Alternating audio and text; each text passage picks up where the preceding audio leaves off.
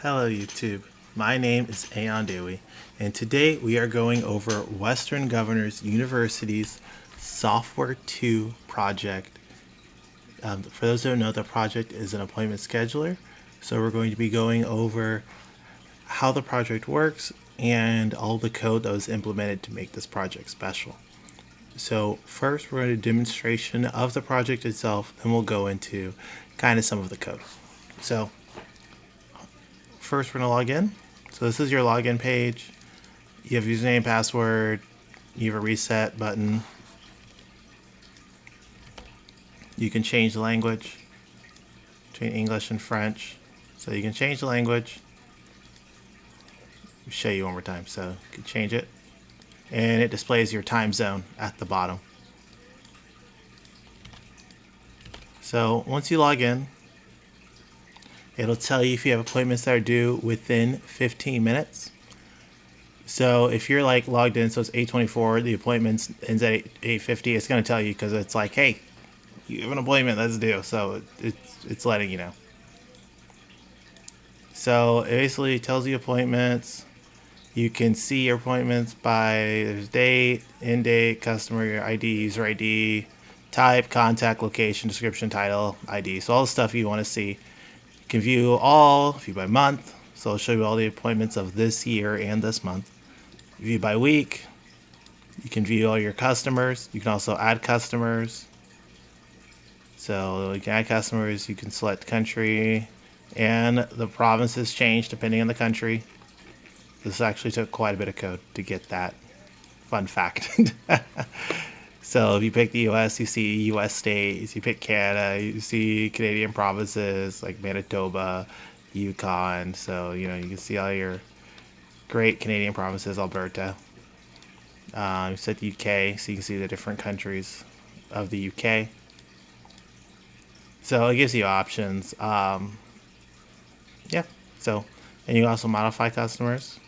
So see if you picked UK, the divisions still loaded up properly. So you can add customers, modify customers, you can delete customers. Same thing with appointments. So I can add appointment, and let's say you don't. There's exception handling built into this. So let's say you don't enter stuff, it will tell you. So let's just do a test. Appointment. I'm just gonna give it generic name Bob. So let's say start date is, let's make it interesting. It's military time. A second.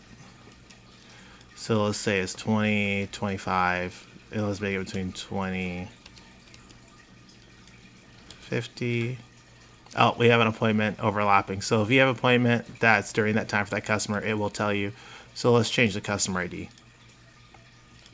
There we go. So now it'll load. See, it tells you have 2 appointments within 15 minutes. So it'll reload that because you just added an appointment, so it needs to kind of tell you again. So you can see all your appointments. You can delete appointments. You can delete. You can also delete customers.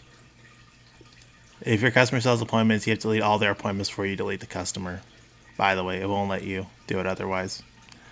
What else? There's a reports page, so you can see reports. You can see schedules by contact ID. So you'll see you have contact ID 1. You'll show you all the appointments for that contact. You can view total customers by type. So let's say I have debriefing. I can see all the debriefing appointments I have. I can view customers by month. It's month of this year. So it won't show you last year, but it'll let you see all the appointments for this month, customers for this month. Sorry.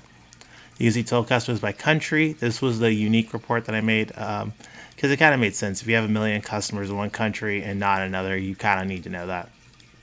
So it displays them. And this all gets access through a MySQL database. The database part was actually one of the easiest things about this program. The database wasn't that hard. The only issue was figuring out how to get the time zones to line up for dates.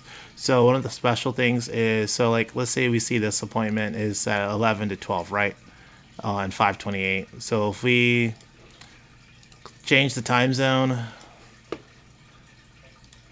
and let's change it to something that's a bit out from where we're at.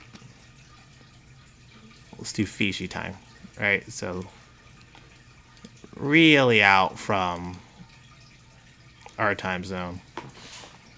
So it'll display that you're in Pacific Fiji time, right? And then boom, everything still loads properly.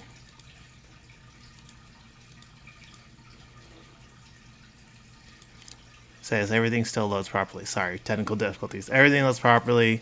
So you can still view all your appointments and they're adjusted for the time difference. So that's essentially it for the program.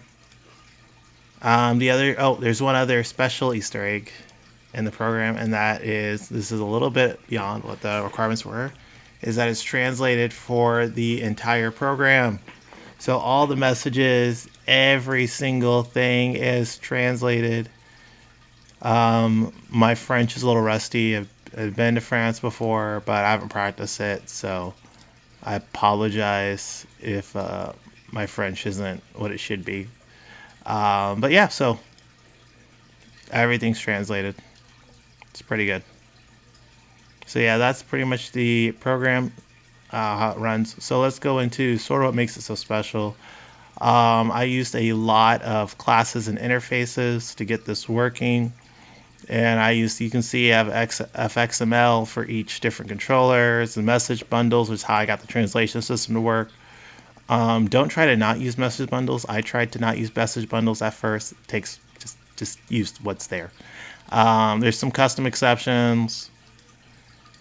I basically use custom exceptions when I was like, okay, I want to count for something, but I don't want to rely on the default exception. So I had some custom ones. One example is like items not selected. So like if you try to modify an appointment, but you don't select the appointment, that's an exception. You have to have appointment selected in order to change something with it. So that's one exception I threw. And then I have a lot of interfaces. So if there was anything that was complicated, a bit too complicated to put into the controller, I made an interface for it. So like there's an interface to discovering appointment overlapping.